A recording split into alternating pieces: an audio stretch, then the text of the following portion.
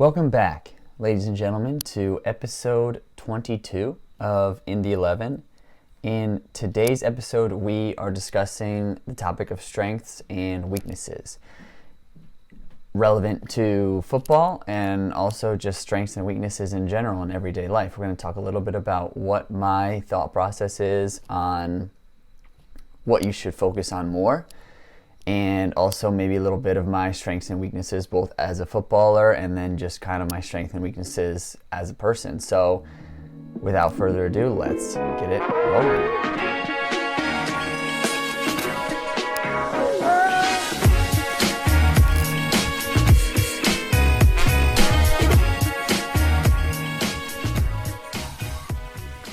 So when we're talking about strengths and weaknesses, if we use the example of a footballer, we're talking about what is it that you do better than a lot of other people out on the pitch, and what is it that you kind of struggle with and usually causes you to lose the ball or causes you to make mistakes. Like, what are the things that cause you difficulty? So when we look at this, it's kind of looking at your relationship between how much you should focus on your strengths and how much you should focus on your weaknesses, right? There's the idea of some people, when it comes to business or other topics, say you should just double down on your strengths. Don't worry as much about your weaknesses, because if you're really strong in one aspect, then you should be able to compensate for any deficiencies or weaknesses you have on the other side. So just triple down on your strengths. There's some people of the thought process that is, well, no, you need to become more well-balanced. You need to work on your weaknesses. Your weaknesses need to be worked on to a point where they become your strengths. And for me, specifically, I'm not necessarily in one of those camps or the other. I think I find myself somewhere in between, especially when it comes to soccer. Do I think that you can only double down on your strengths when you're a footballer? Probably not. And the reason being is because you do need to have a certain standard of all, minimum adequate proficiencies, I guess you could say. And I know that's kind of just a lot of big words I just threw in there, but basically what it is there needs to be a certain standard across all your kind of technical and tactical aspects as a footballer. And you can't just be a striker who is absolutely amazing at finishing and can strike a ball from anywhere, but your first touch is so poor that it doesn't matter, because anytime the ball comes into you, you can't set yourself up to take that shot. There's a lot of things, I think, that need to have a certain standard that you meet when it comes to, especially if you want to play at the professional level or if you want to play at higher levels. The reason why I think I say I'm a little bit in both camps is because at the same time, as you get higher and higher, especially at the professional level, more of what teams are looking for is something very specific. Meaning they're looking for a right back who can do this because they need to add that to their team. Or they're looking for a striker who can score 20 goals a game. They're looking for a winger who can attack and get 15 crosses in down the line. Now, if you're a player who is a good overall, well-rounded player, but that's not your strength of scoring those goals, whipping those crosses in as a winger, maybe if it's 1v1 defending as an outside back, if that's not the strength that you possess, then it's not going to matter as much when you're trying to get to that next highest level if you're just an overall well-rounded player. That's all well and good, but it's almost like as you get higher and higher in the levels, they're looking for more specialists. So in a way, you have to maintain the overall balance that you have in your game and become a good, well-rounded player. But you do need to double down on your strengths to an extent to make yourself more specialized and make yourself more of a weapon when it comes to, yes, he's a really good soccer player, but he's also the best in the league at doing X or the best in the league at doing Y, if that makes sense. I think when you're a youth player and you're growing up and playing in high school and playing at the younger ages, the most important thing should be for you to become the best well-rounded footballer that you can be. I don't want young players out there thinking that they need to become super specialized and hyper-specific in whatever position they play or whatever attributes they think are the strongest in their game. Because I think in the long run, that's going to hurt the development of you as a footballer.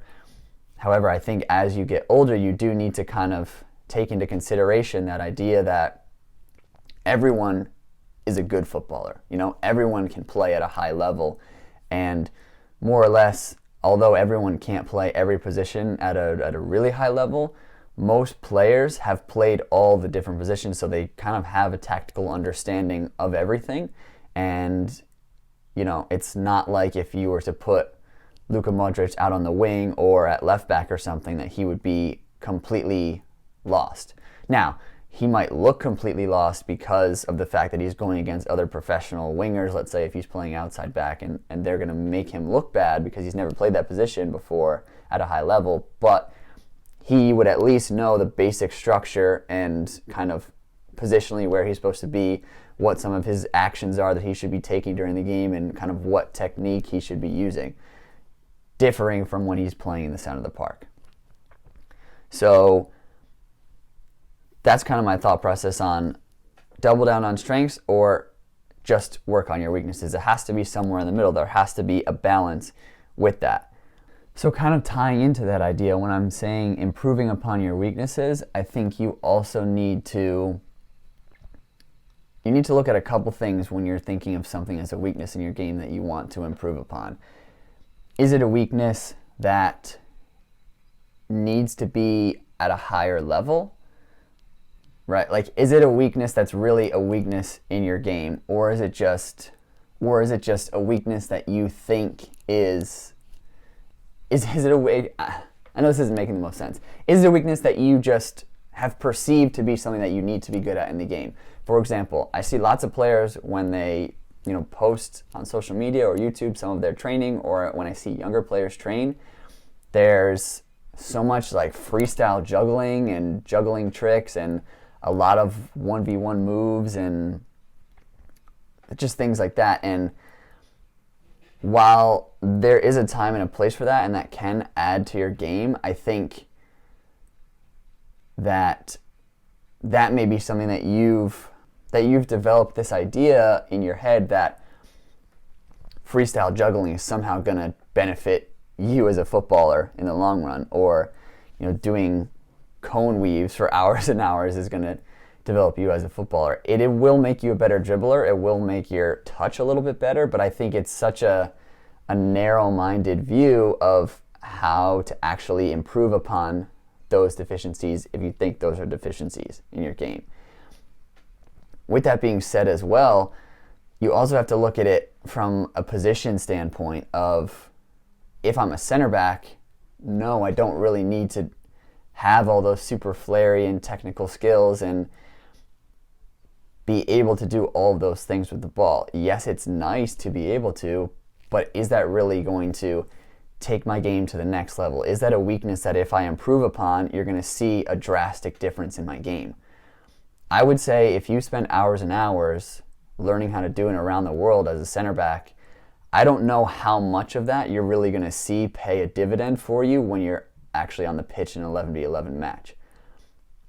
So that's just something that I want people to consider as well, is really take an honest look at yourself and think, what are my strengths and what are my weaknesses? And then analyze that from, okay, what are the strengths and weaknesses that are going to directly impact me every time I step out on the pitch for an 11v11 match? If I'm an excellent crosser of the ball, that's a strength that is completely tangible and you'll see it all the time within a match, especially if you're playing in a team that likes to whip in a lot of crosses and you're playing in a wider position. If my weakness is that, and I'm obviously catering this a little bit more towards me because I play outside back, so if my weakness is that I'm a poor 1v1 defender, that's a weakness that's going to be pretty obvious in an 11v11 match, especially if you're playing against a team that has wingers that like to attack and like to dribble at you. So that's part of it, is just be honest with yourself and really look at the things that you think you can improve upon or you think that you're already really good at, and then use it in the context of an actual game, right? Like, if you don't think that you're the best, I'll use me right now. I'm not the best 1v1 dribbler, or I'm not the best 1v1 attacker.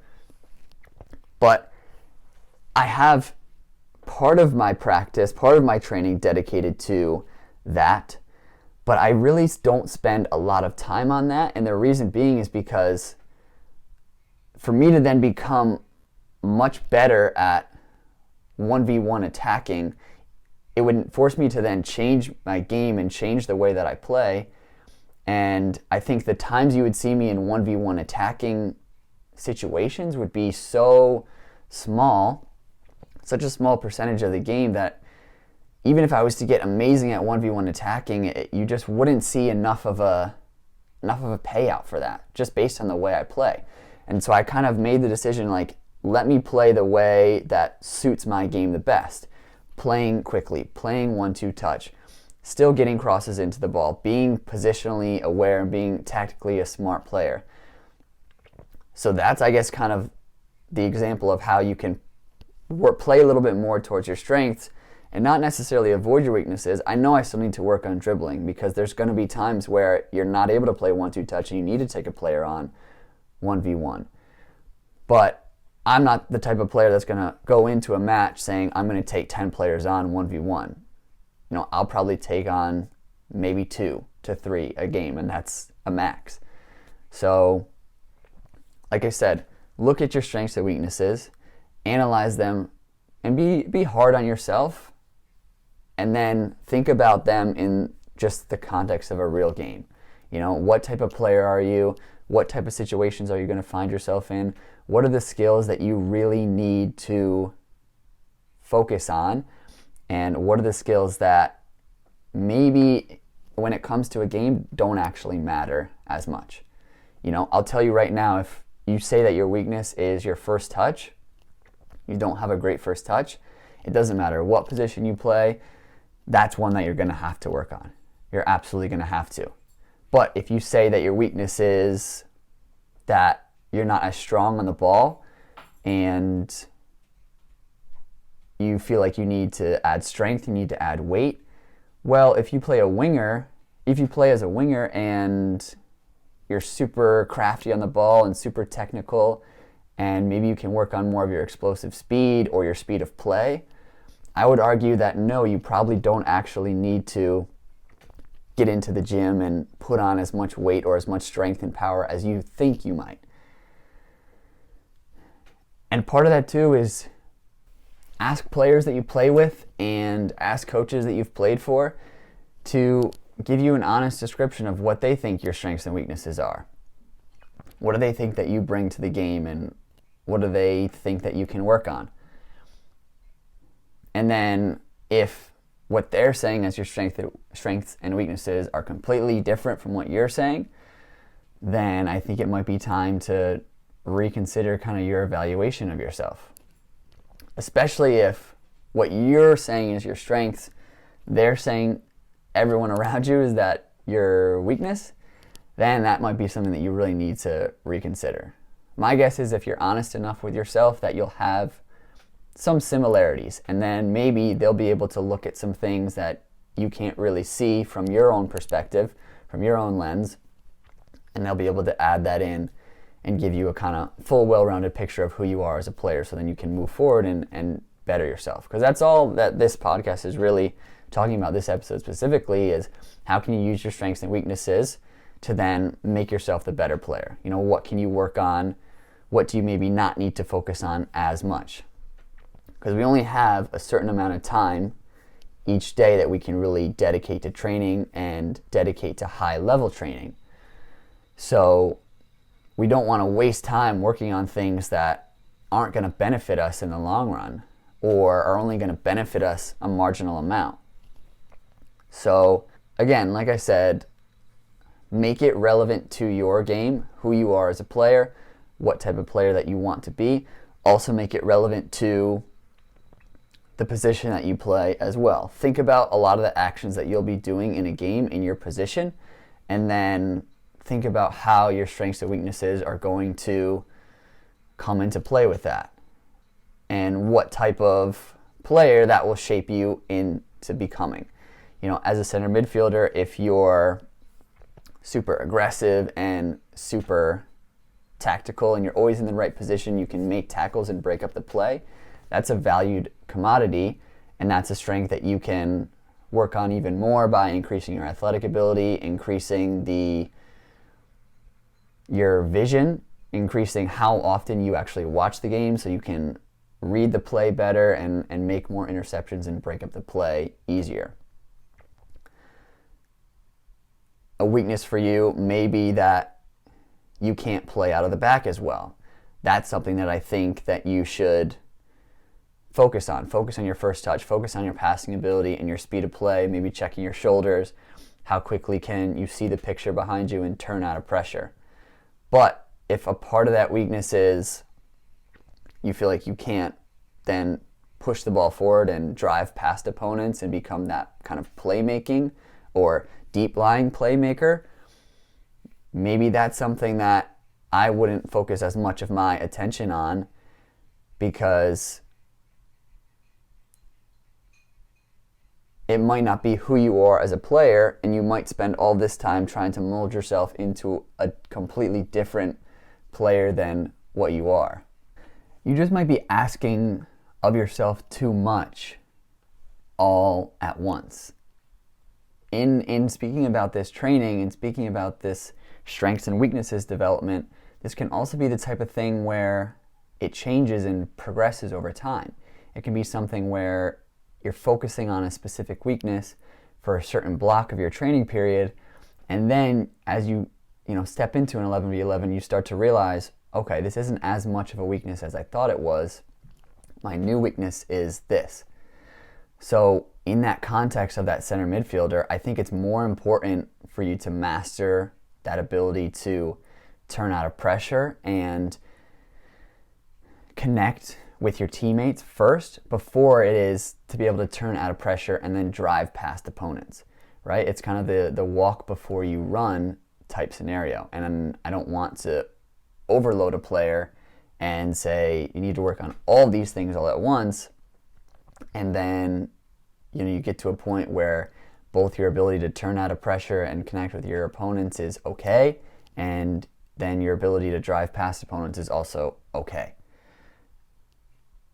It's just, again, it's back to the top of this episode. It's finding a balance between your strengths and your weaknesses.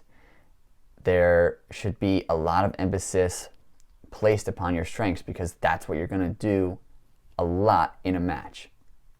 And you want your strengths to be so quality and so good that maybe they hide a little bit of those weaknesses and they hide a little bit of those deficiencies. You're always going to play to your strengths. You're always going to try and put yourself in the position to be able to do the things that you do well and do them often. So, and this is different for every person, but you have to just think about how high of a level you want your strengths to be. Can you put them in a position where, let's think about this in terms of statistics or percentages for a second. Let's use the example of me as a right back again. So let's say I think a strength of mine is that I can whip a good ball into the box, which I do. I think that's a fairly good attribute of mine to have. So for me, I think it's more valuable of me to work on my strength there, whipping balls into the box, so that when I'm put in those positions, I can get a success rate or a percentage of, upwards of 75, 80, 90% of the balls that come into me that I'm looking to whip into the box are good quality balls that players can get on the end of, or they're dangerous, or they lead to a goal scoring opportunity. I think that's more valuable than the flip side of that is if I maybe split that time and then I spend the other half on some of my weaknesses that I think, maybe my 1v1 attacking, maybe my shooting or something like that. Now if I spend some of my training time allotted towards those things, right, shooting or 1v1 attacking or something like that, now yes, when I'm in those situations where I have to shoot or I have to take a player on 1v1, I might be a little bit better. But when I'm back in those situations where I need to whip in those crosses, now if my success rate is only 50% of the time or 60% of the time because I haven't mastered that craft and gotten the best I can at that specific technical ability, I think that's kind of a waste in my opinion. Right? You know, that idea of the marginal gain, kind of. Yes, I can work on those weaknesses, but it's only going to bring me so far. Now again, like I said, there's certain things where they can't be a weakness for me. You know, as a right back, if I can't hit a longer pass, then that can't really be a true weakness for me. I think it is a little bit of a weakness in my game right now in how accurate I can be. Can I hit longer diagonal passes out to the other side of the field? Can I hit longer passes in behind defenders to a striker running on, or, you know, clip balls in behind for the winger?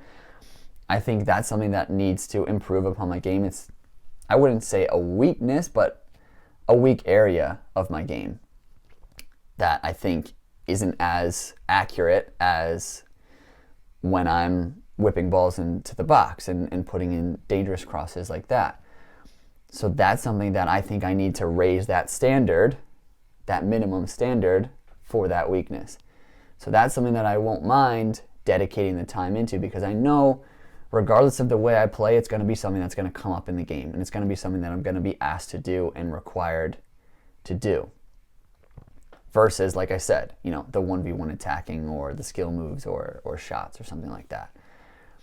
So, you know, tying into that as well, you have to think about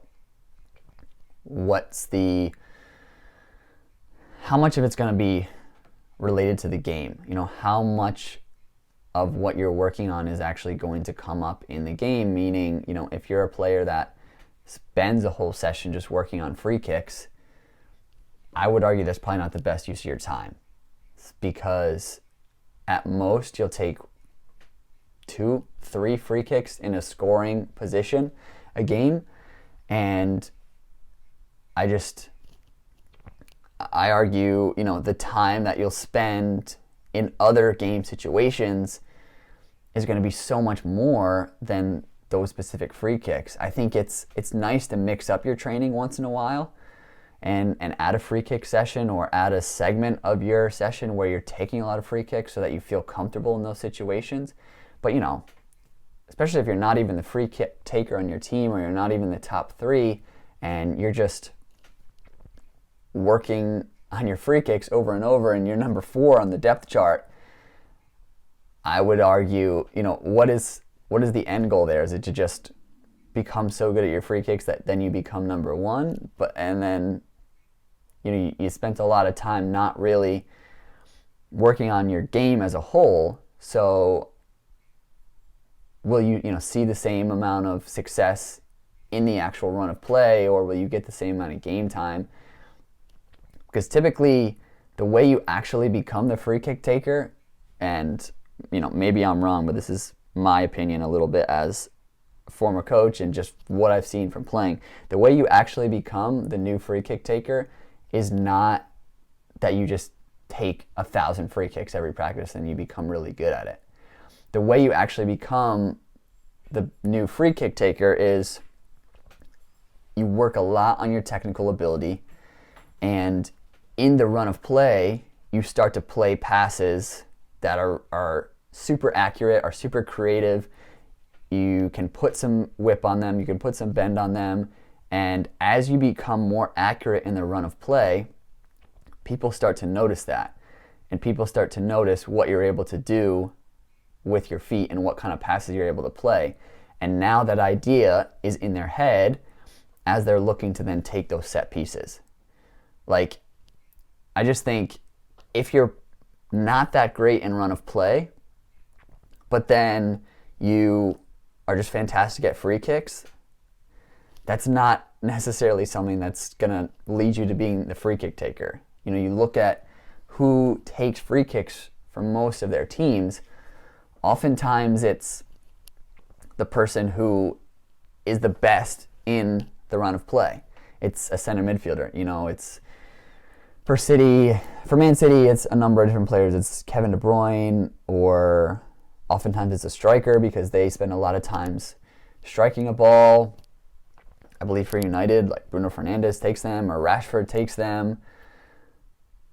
And, you know, very rarely are you going to see those times where the left back or the right back or something is going to come up and take a free kick because they've been practicing them forever. You know, the Trent Alexander-Arnolds of the world are a little bit more rare than you think. So I think working on you becoming the better player in the run of play is actually maybe how you kind of secretly then become the better set piece taker. So, I mean, really just the point of that little sidebar was focus on the things, right? When you look at a footballer, I think the statistic is like a footballer will be in possession or on the ball a max of like 8 minutes a game or something like that, or it might even be less than that, like 6 minutes a game. So I would do everything I can to make those 6 minutes quality versus those 30 seconds when I'm hitting a dead ball. And that's just my personal opinion. Like I said, it's not something that I'm saying take it completely out of your training, but you know, if you tell me that you had a session where you showed up, you did freestyle juggling for an hour, or not an hour, let's say you did freestyle juggling for 20 minutes for your warm-up, then you put down cones and you did the cone weave or the cone snake with dribbling for 30 minutes, then you worked on just taking a touch and shooting at the top of the box for another 20 minutes, and then you finished with 20 minutes of free kicks,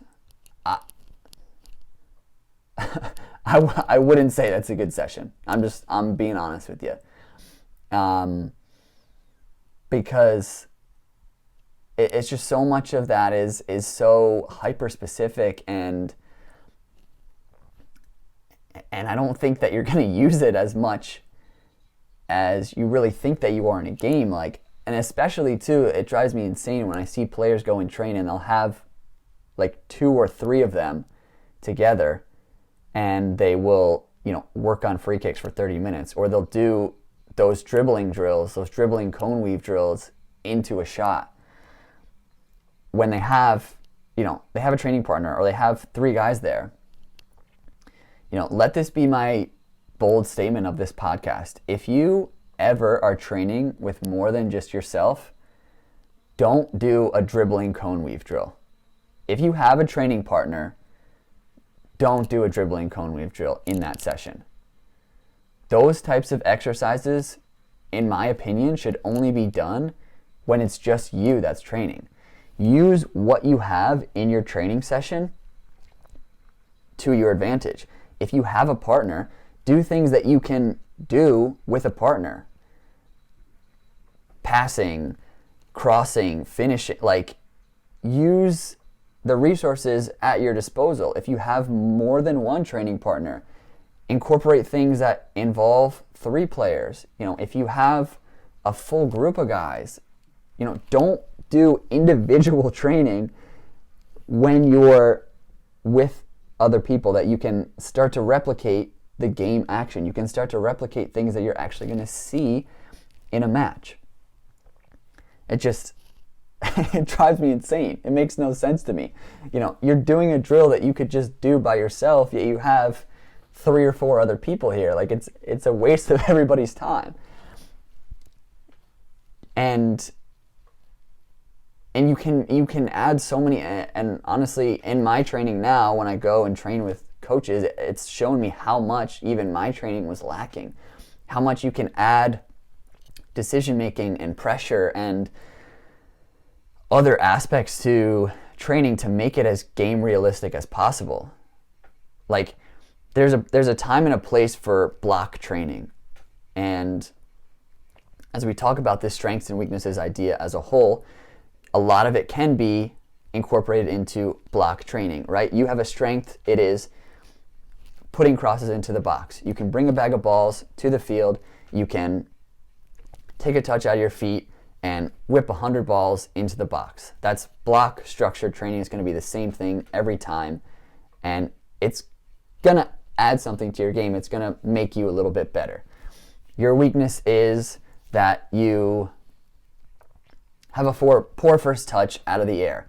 You can bring a ball to a wall and you can juggle against the wall, and you can see how many times you can keep it up. You can do 1 touch, 2 touch, all different parts of your feet. Block structured training.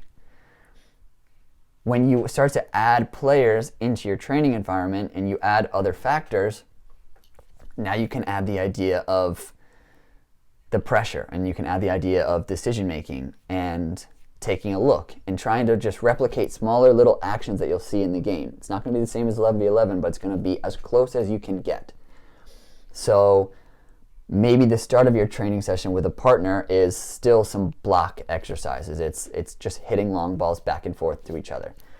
There's value in that. I'm not saying there's not value in that, but there's where you start to become even more valuable and even adding more to your training is, when you work on that first touch out of the air. Your partner throws the ball up into you, you're looking to take it down into a gate to your right or left, but your partner takes away one gate after they throw the ball. So it requires you to look to see where the defender is coming from, then take your first touch away from pressure. Or it can be the opposite, where the ball is coming into you and you need to check over your shoulder to see where the defender is coming from, and then take your touch away or turn out in the opposite direction of where the defender is coming from. That's been such a huge thing that I've started to add when I'm able to train with more people, that I really think is paying dividends in my game. I think that I've had the opportunity to work on my strengths, double down on my strengths, but also improve some of my weaknesses, become a better, well-rounded footballer, but make myself that kind of specialized player that I spoke about at the top of the episode. And I think it's going to be, as negative as the year was, not being able to play because of COVID, it was a positive because it really allowed me specifically to take my individual game to the next level, which I don't know if it would have if I was just playing in a team and training on my own, because I've learned how to train better. I've learned how to analyze this idea, the strengths and the weaknesses. I've learned how to do it better than I have in the past. So I think it's going to get me that much closer to achieving this dream. So speaking of that dream, we have a tell us about your dream this week. So let's take a quick break and talk about some dreams. So the cool thing about this podcast is that in being able to see kind of where so many of you are listening from, this podcast has been able to kind of reach people all over the globe. And that's been so awesome to me. And I hope that can continue to happen. We can continue to connect with other markets and other countries and because this idea is universal of chasing your dream, whether you're an American or whether you're an Australian. It's something that all of us can relate to. So I think that's just an amazing thing to be able to have this community kind of budding and creating. So this Tell Us About Your Dream actually comes from Simone Kabalika, and I apologize if I butchered that pronunciation, but Simone wrote that their Tell Us About Your Dream is basically that they have a YouTube channel and they want to become a successful YouTuber, successful YouTube influencer, and they want to make a career out of it and want to do well and want to be able to financially support themselves from YouTube and growing a network and growing a community. And I haven't got a chance to check out their page yet, but I definitely will after this episode. And so they kind of ask, what action should I take? What should I do to grow a YouTube channel, or what should I do to grow a brand? And I think it's a good question that I don't know if I'm the most qualified to speak on, but I'll talk about kind of what I've experienced in trying to grow this platform, because I'm sure it's maybe a question that others have out there who want to start a podcast, want to start a YouTube channel. The number one thing that I've always seen, heard, researched about when it comes to doing something like this is consistency. You just have to consistently put in the work, even when the results aren't showing themselves. In the very beginning, when I started posting these episodes, the very first one did so well because everyone was intrigued and excited. Oh, what's this new project that Brendan's doing? I want to take a look. And then, as you would expect, it fizzled out a little bit. And then there were certain episodes that haven't really done so well. And I think at the end of the day, you can't expect it to just continuously grow as you grow your brand. In terms of numbers, in terms of streams, in terms of listens. You have to be patient and you have to just trust the process. And most of the people who have built enormous platforms, you look at where they've come from, and really they're not at the point that they are overnight. It takes them years and years and years of posting consistent content to be able to get to a point where maybe they can do it full time, or maybe they can do it professionally. So that would be my number one piece of advice about if you want to start a YouTube channel. In this example, is just post consistently. If your channel is post once a week, make sure that you're posting once a week, and don't skip weeks. And if the numbers start to go down, don't just throw in the towel and say, it's never going to take off. Keep going, just keep going, and worry a little bit less about if each and every single video is quality and if it's the best one that you put out.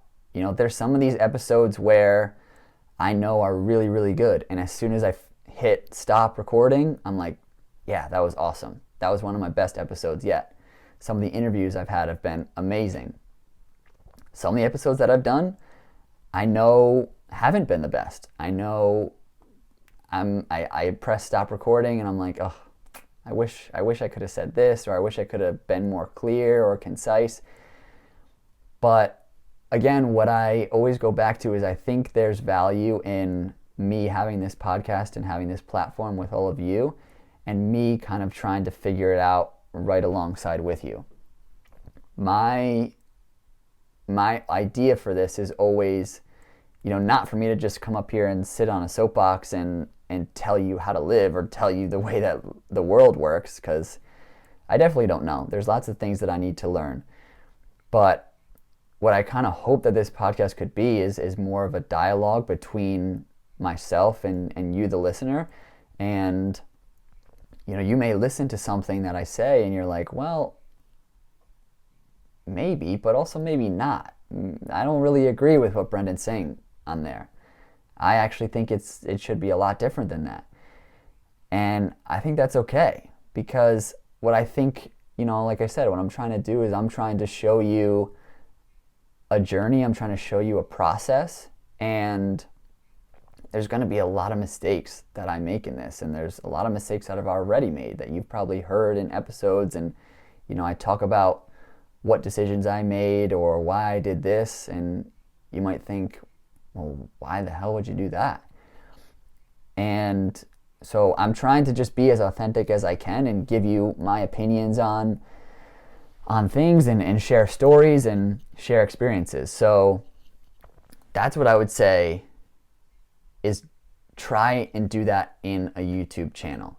And maybe you have a YouTube channel where, it's not really a storytelling platform. It's not really you're sharing things about your personal life. Maybe you're talking about a passion that you have, and you're talking about entrepreneurship, you're talking about art, you're talking about music, whatever it is. Post consistently, but also, kind of show your journey with developing whatever it is that you're developing. Be honest, be authentic when it comes to, if your YouTube channel is that you review music albums when they come out, be authentic and be yourself, and don't just try and come up on a platform and say,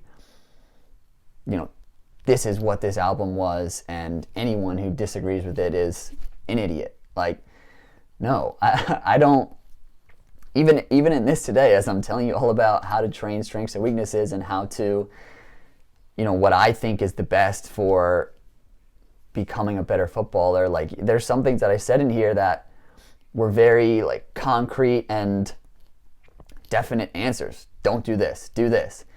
And I said that because I feel really passionate about those things, and I don't think that they were that far of a hot take, for me to say, hey, don't spend an hour on freestyle juggling if you want to be a good actual 11v11 footballer. I don't think that's that much of a hot take. But at the same time, it might be to some people, and it might be seen as me thinking I'm an expert, and I'm definitely not an expert. So, to just sum it up, like, what action should I take if I'm trying to develop a YouTube channel, develop a brand? Just be consistent, be authentic, and kind of allow your audience to meet you and get to know you as well as engaging with your content, whatever that is.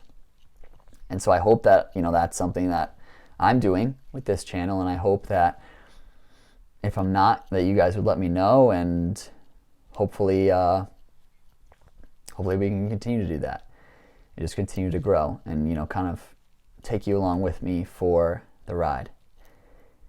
So that was good. I like that. That was not as specific as some of the other Tell Us About Your Dreams that we've had, but I like that one because I think it's applicable to, even more than just a YouTube channel. It's applicable to whatever you're chasing in life. Is, try and be as consistent as you can, and try and be as authentic as you can and as real as you can along the way.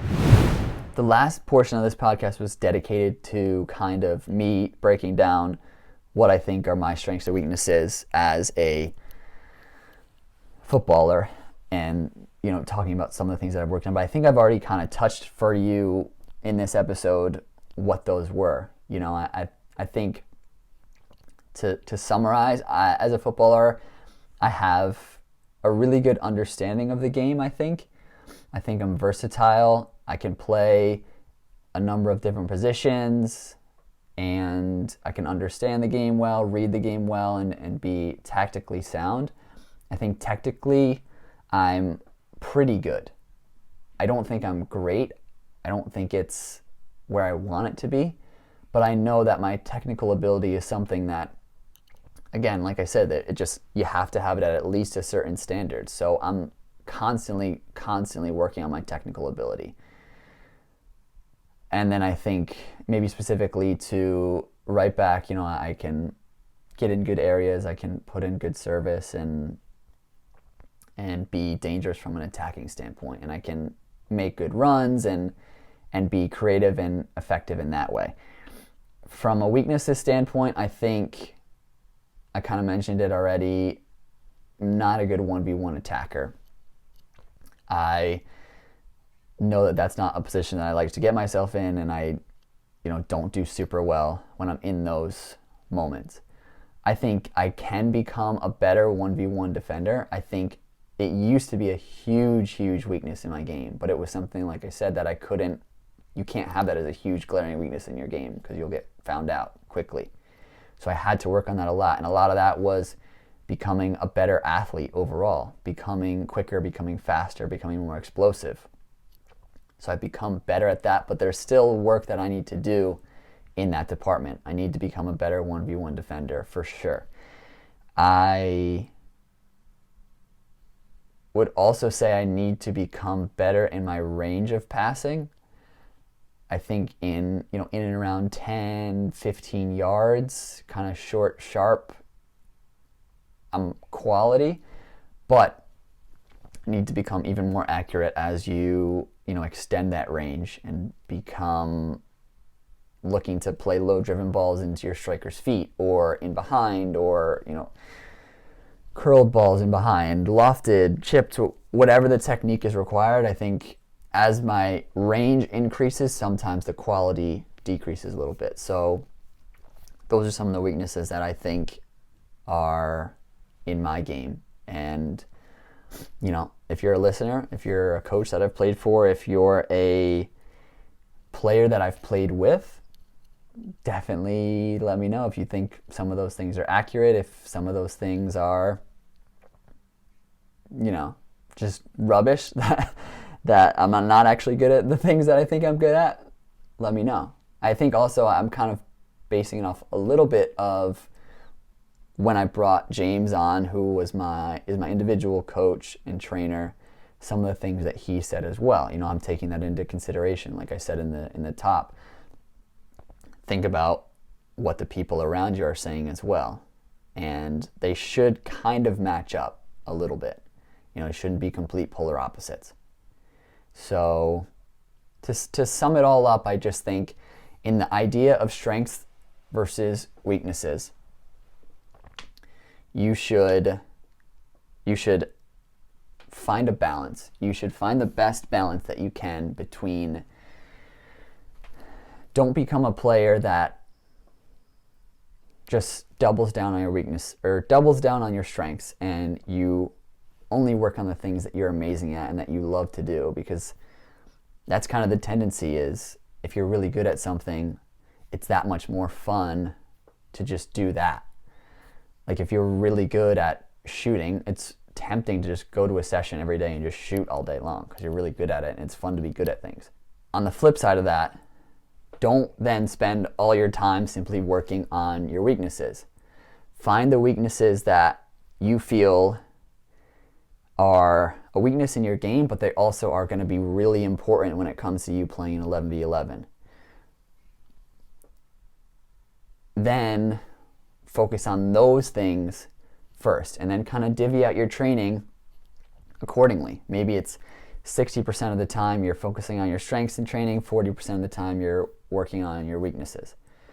And then as you train and maybe you move into a new phase of your training and you realize, okay, those weaknesses are now in a better spot, so maybe I can go, for this next month, I can go 70% strengths, 30% weaknesses. Or, those weaknesses still aren't really at the level where I need them to be, and it's causing me difficulty when I go to training every day.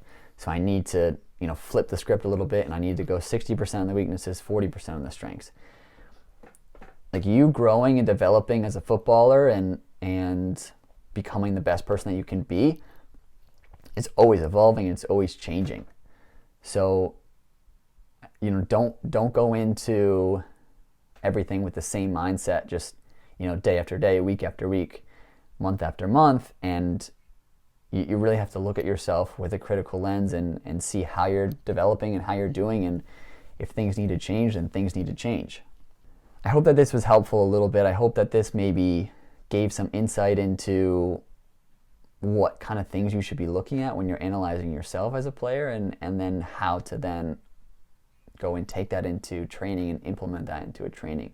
Because I know I talked a little bit about what are some of the things that you should and shouldn't be doing when you're training, by yourself, with other people, etc. I think that about covers it for today, for strengths and weaknesses. Thank you all for listening along with me today and being a part of this one. I appreciate it. Episode 21 has been awesome. A lot of people liked it, and I'm happy that we kicked off the new year in the right way. Sorry that this episode is a couple hours late. It's just been really busy and just a crazy bit of time just with work, and as I mentioned, 21, just preparing for a lot of new change in the new year. And I'm excited to share it all with you, and I can't wait to talk about everything and to have you guys be a part of a new chapter and something exciting. So thank you so much again for listening. You can do the rounds for me, do the usual. If you're new here, subscribe, follow, like, comment, all of those types of things. Check out the podcast on Instagram and TikTok, in the 11 Pod. If you want to get at me over email, in the 11pod@gmail.com. I also can take, if you want to just email me tell us about your dream, I would love to have it, whether it's, in the actual form submission or on an email. I can take it out anyway. Definitely want to do more. Tell us about your dreams. So I will post that link again below. So please click on that and have your dream read aloud on the podcast. And I think it's an awesome little way for us to kind of just discuss the community at large, and maybe for me to give some insight or a fresh perspective onto something that you guys are going through. So yeah, that covers it for the plugs. I appreciate you all. Thanks so much. Stay tuned for episode 23, and I will talk to all of you guys soon.